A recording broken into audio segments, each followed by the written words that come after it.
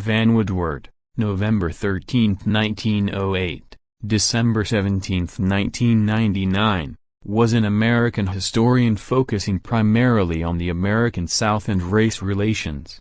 He was considered, along with Richard Hofstadter and Arthur Schlesinger, Jr., to be one of the most influential historians of the post-war era, 1940s–1970s, both by scholars and by the general public.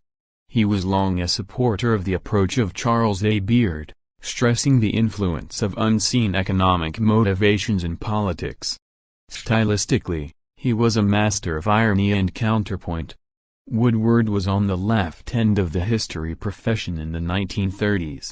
By the 1950s he was a leading liberal and supporter of civil rights.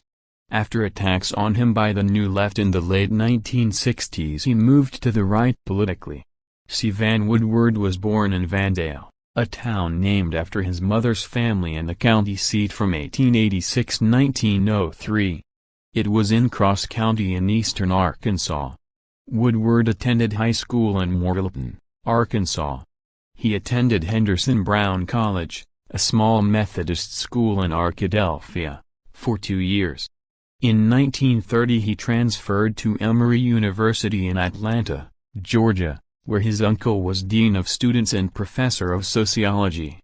After graduating, he taught English composition for 2 years at Georgia Tech in Atlanta.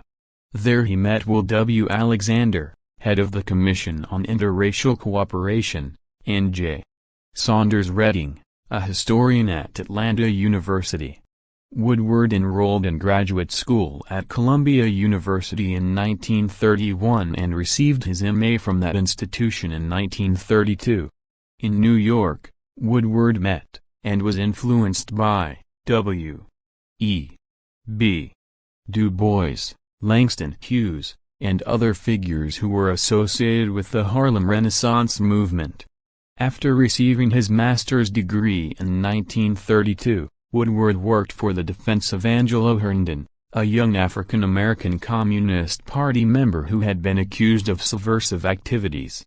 He also traveled to the Soviet Union and Germany in 1932. He did graduate work in history and sociology at the University of North Carolina. He was granted a Ph.D. in history in 1937, using as his dissertation the manuscript he had already finished on Thomas E. Watson. Woodward's dissertation director was Howard K. Beale, a Reconstruction specialist who promoted the Beardian economic interpretation of history that de-emphasized ideology and ideas and stressed material self-interest as a motivating factor. In World War II, Woodward served in the Navy, assigned to write the history of major battles. His The Battle for Leyte Gulf, 1947, became the standard study of the largest naval battle in history.